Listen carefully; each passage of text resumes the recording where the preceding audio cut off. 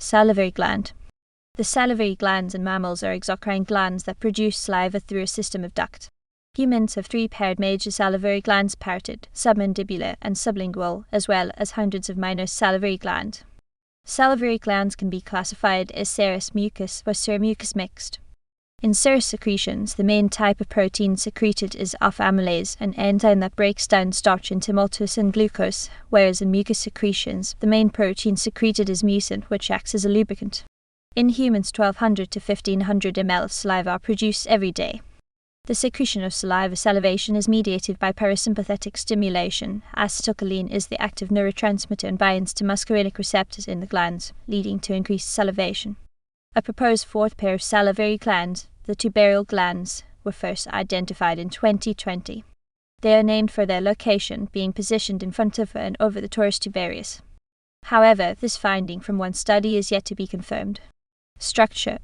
The salivary glands are detailed below. Parotid glands.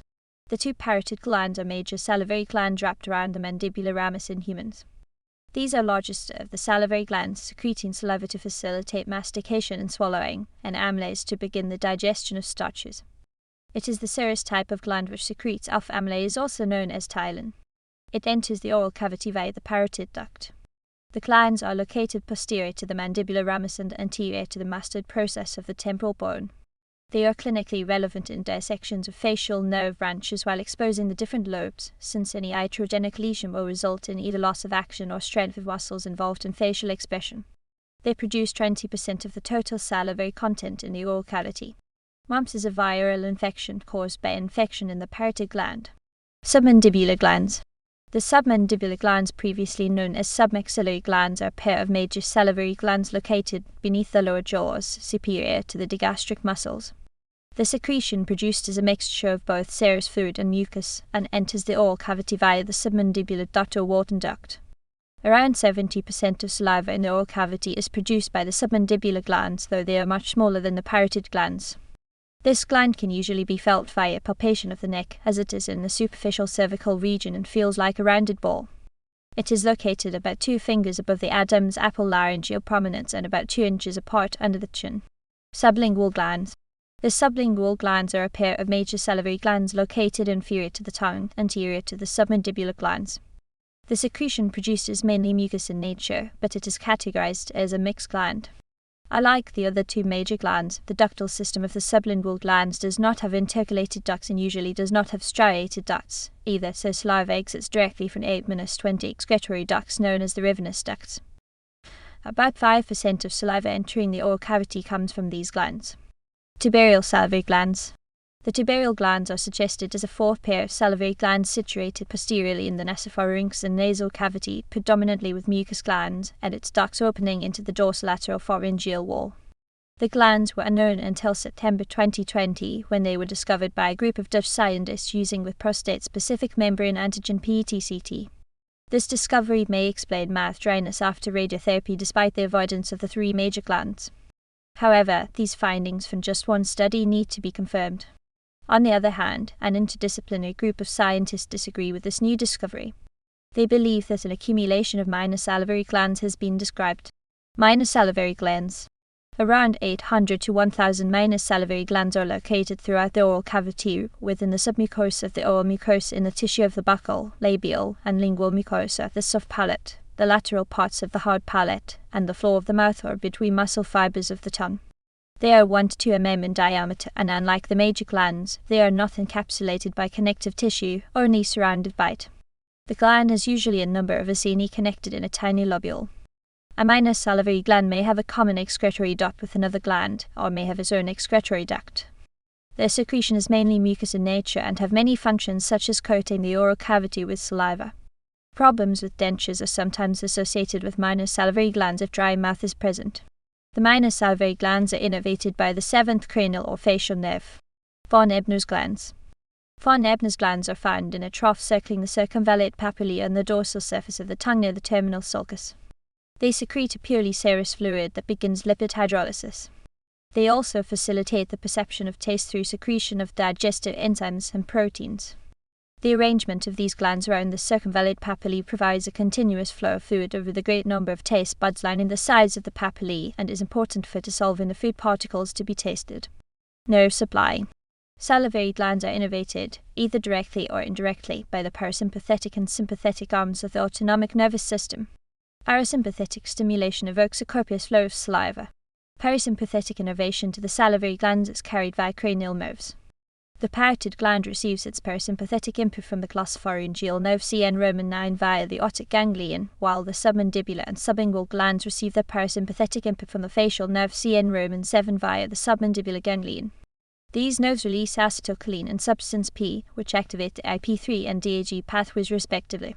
Direct sympathetic innervation of the salivary glands takes place via preganglionic nerves in the thoracic segments, turn T3, which synapse in the superior cervical ganglion with postganglionic neurons that release norepinephrine, which is then received by beta-1 adrenergic receptors and the acinar and ductal cells of the salivary glands, leading to an increase in cyclic adenosine monophosphate CAMP levels and the corresponding increase of saliva secretion.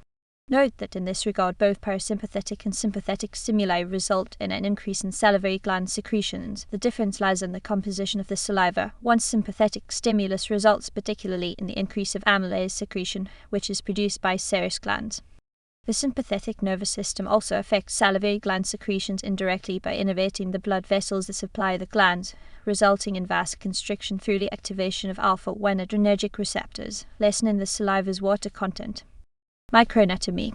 The gland is internally divided into lobules. Blood vessels and nerves enter the glands at the hilum and gradually branch out into the lobules. Acini. Secretory cells are found in a group, or sinus.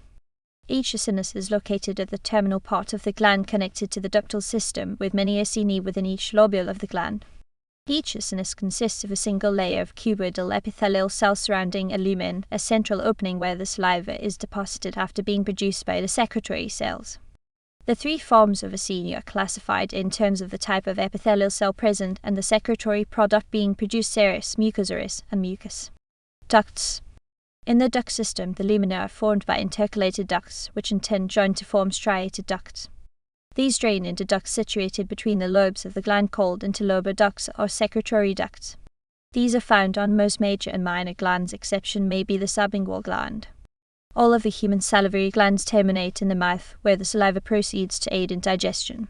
The released saliva is quickly inactivated in the stomach by the acid that is present, but saliva also contains enzymes that are actually activated by stomach acid. Gene and protein expression.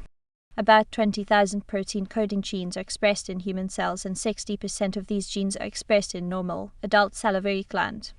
Less than 100 genes are more specifically expressed in the salivary gland.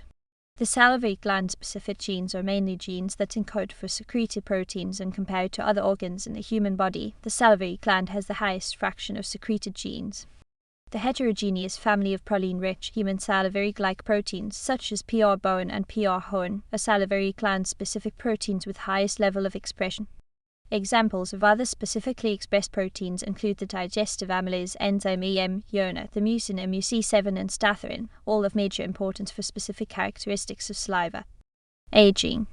Aging of salivary glands shows some structural changes, such as decrease in volume of acinar tissue, increase in fibrous tissue, increase in adipose tissue, ductal hyperplasia, and dilation. In addition, changes occur in salivary contents, decrease in concentration of secretory Ig, decrease in the amount of mucin. However, no overall change in the amount of saliva secreted is seen. Function. Salivary glands secrete saliva, which has many benefits for the oral cavity and health in general. The knowledge of normal salivary flow rate, SFR, is extremely important when treating dental patients. These benefits include protection. Saliva consists of proteins, for example, mucins, that lubricate and protect both the soft and hard tissues of the oral cavity. Mucins are the principal organic constituents of mucus, the slimy viscoelastic material that coats all mucosal surfaces. Buffering, in general, the higher the saliva flow rate, the faster the clearance and the higher the buffer capacity, hence better protection from dental caries. Therefore, people with a slower rate of saliva secretion combined with a low buffer capacity have less salivary protection against microbes. Pellicle formation. Saliva forms a pellicle on the surface of the tooth to prevent wearing. The film contains mucins and proline-rich glycoprotein from the saliva. The proteins staphyrin and proline-rich proteins within the salivary pellicle inhibit demineralization and promote remineralization by attracting calcium ions. Maintenance of tooth integrity. Demineralization occurs when enamel disintegrates due to the presence of acid. When this occurs, the buffering capacity effect of saliva increases saliva flow rate, inhibits demineralization. Saliva can then begin to promote the remineralization of the tooth by strengthening the enamel with calcium and phosphate minerals. Antimicrobial action. Saliva can prevent microbial growth based on the elements it contains. For example, lactoferrin in saliva binds naturally with iron. Since iron is a major component of bacterial cell walls, removal of iron breaks down the cell wall, which in turn breaks down the bacterium.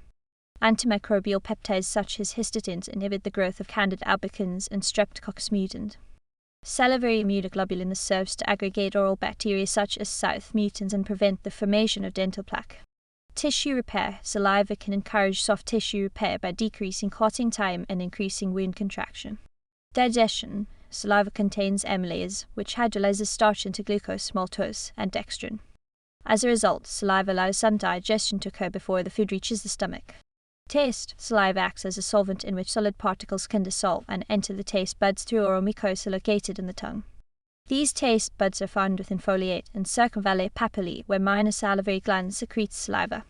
Clinical significance. Acetylcholine is a salivary calculus or stone may cause blockage of the ducts, most commonly the submandibular ducts, causing pain and swelling of the gland.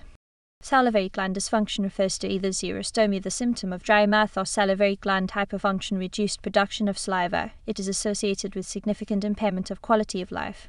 Following radiotherapy of the head and neck region, salivary gland dysfunction is a predictable side effect. Saliva production may be pharmacologically stimulated by sialagogues such as pilocarpine and cevimeline.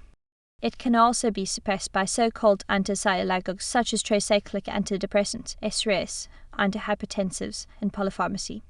A Cochrane review found there was no strong evidence that topical therapies are effective in relieving the symptoms of dry mouth. Cancer treatments, including chemotherapy and radiation therapy, may impair salivary flow. Radiotherapy can cause permanent hypersalivation due to injury to the oral mucosa containing the salivary glands, resulting in xerostomia, whereas chemotherapy may cause only temporary salivary impairment.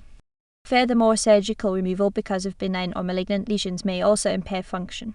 Graft versus host disease after allogeneic bone marrow transplantation may manifest as dry mouth and many small mucosals. Salivary gland tumors may occur, including mucoepidermoid carcinoma, a malignant growth. Clinical tests/investigations. A salilogram is a radiocontrast study of a salivary duct that may be used to investigate its function and for diagnosing exocrine syndrome. Other animals.